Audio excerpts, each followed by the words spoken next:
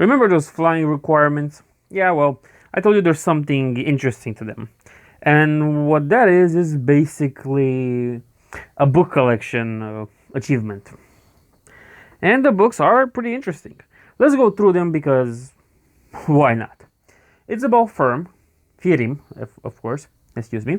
Firim is a broker that has been in exile.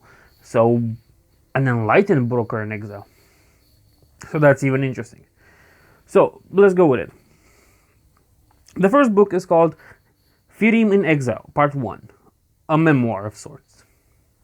As my exile begins, I cannot help but think back on the events that led to our arrival. They doubted me, mocked me, conspired to replace me. Yet just as they unsheathed their blades of doubt and skulked forward to strike me down, it happened. The geometry revealed itself. The fractals aligned at long last. I found the way to Zerat Mortis. No other mind could conceive the formula required to succeed. Portal after portal, tuned after retuned, stretching out and looping back upon themselves. No wonder so many before have failed me.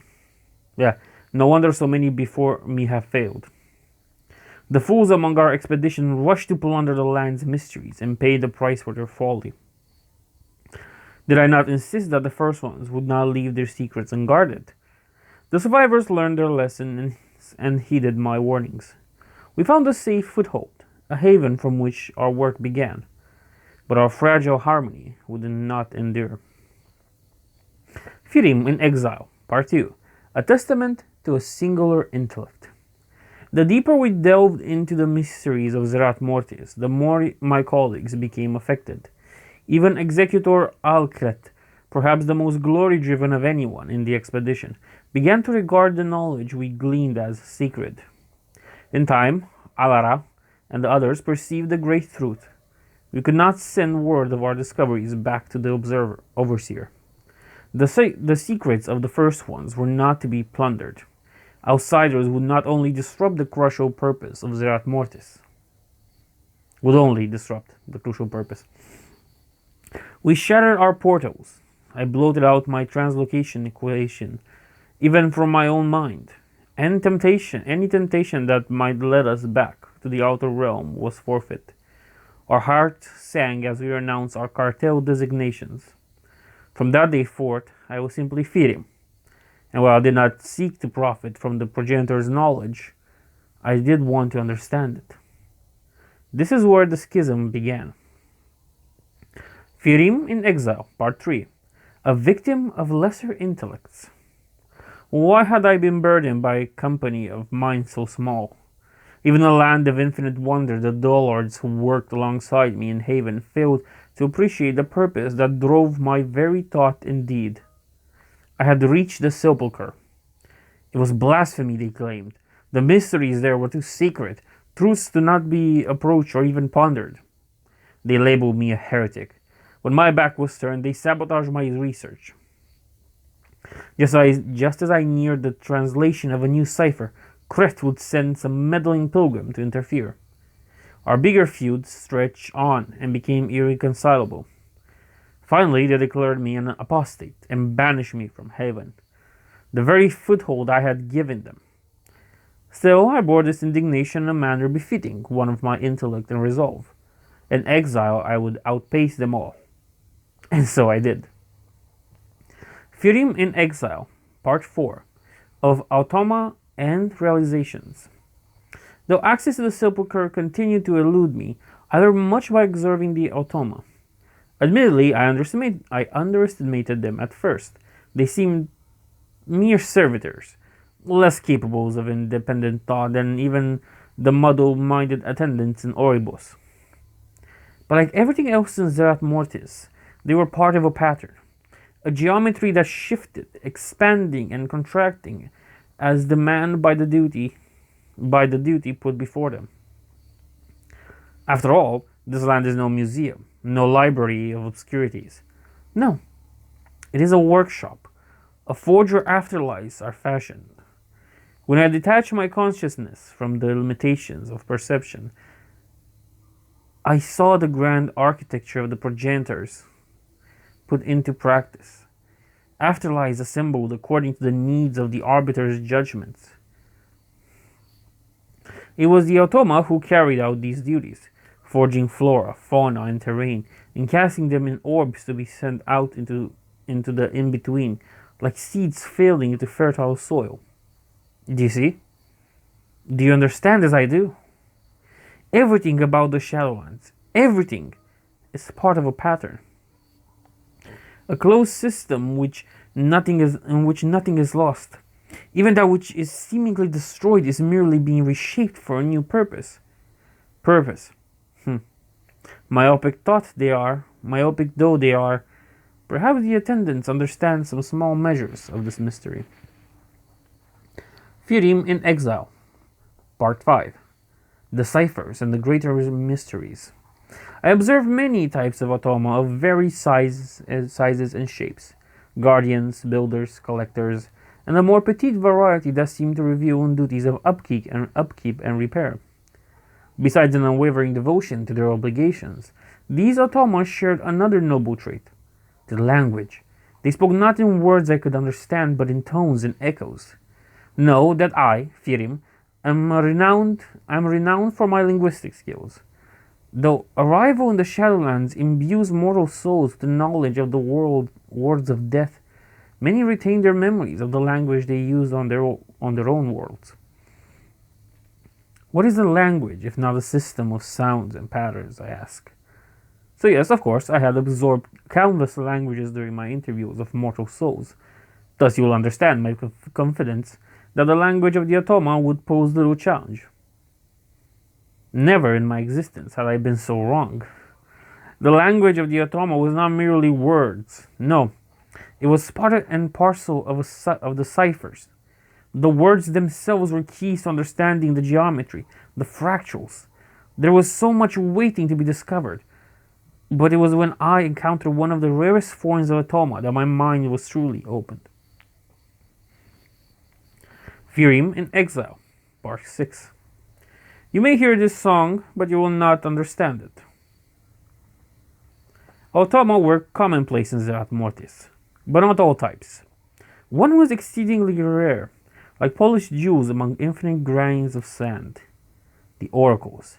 They sang songs to their kin, and so at first I thought they were unique only in appearance.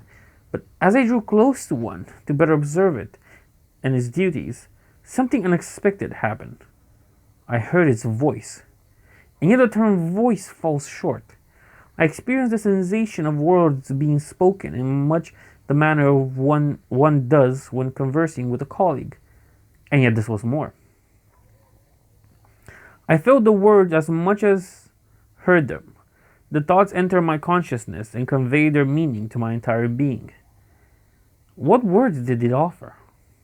It spoke images, riddles, prophecies, and as they reverberated through my very core, I remember my conversation with Erik II and the 1,000 truths they told me of.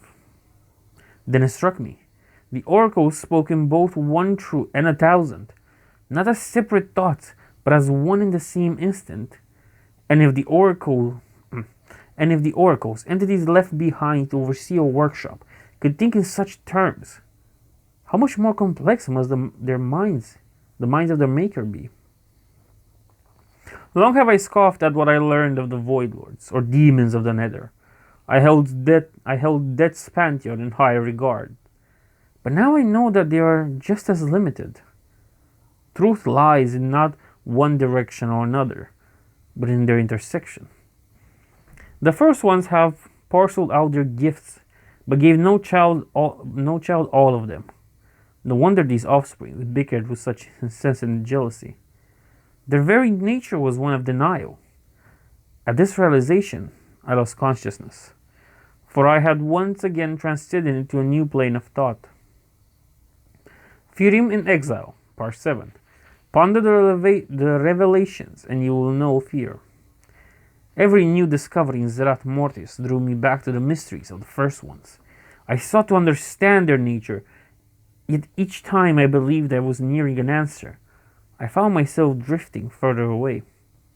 I considered again their design, the pattern, lines and curves, arcs and angles, And turns, oh, so many turns. The six forces that pointed towards the seventh and yet denied it. For a long while I considered this seemingly contradiction no more than another variable, an unknown waiting to be solved. But the song of the oracles continued to reverberate in my consciousness, and as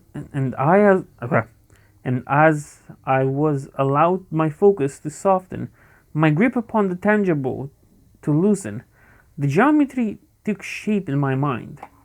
It was both 6 and 7. The 6 were one and the 7th the other. Did they desire union? The song seemed to say otherwise. Both were, yet only one could be. The melody shifted. I shuddered at the shape it took. This was not a variable to be solved. It was a solution awaiting its opportunity. The song must not be allowed to end. The first ones still sing it. Truly I do not know. But if they do not, who will? Phirim in Exile, Epilogue, Addendum.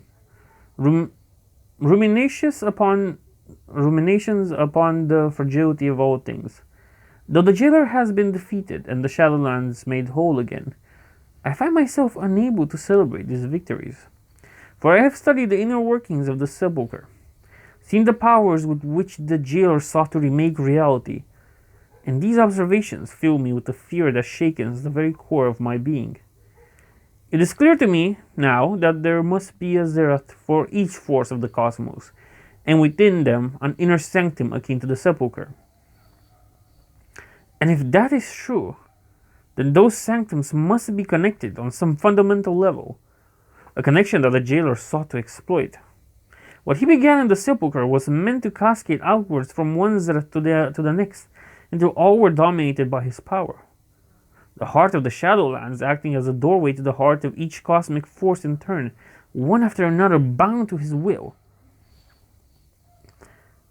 But if his scheme was thwarted, then why is my mind so ill at ease? Because I have seen how fragile the pattern is, how delicate the skills that keep the six forces in balance. And if the jailer, in his act of malevolence, left behind but the most imperceptible of cracks in the pattern, then I fear that what is tiny now will only grow, until the balance itself is prone to be shattered by another force applying relentless pressure. I pray that the first ones anticipated such an eventuality, that they would leave measures in place to preserve their grand design. Unless the design was never meant to endure. And that is the possibility that haunts me. Boom! So we have the Cypher lore, codex books, whatever. So this basically confirms what we already know about the astral planes. There is a force for light, chaos, and void, whatever. So yeah, not that happy with this one. I'm gonna be honest with you. It's more Shadowlands lore, and I want to be done with the Shadowlands as fast as possible. But hey, thanks for watching, if you did.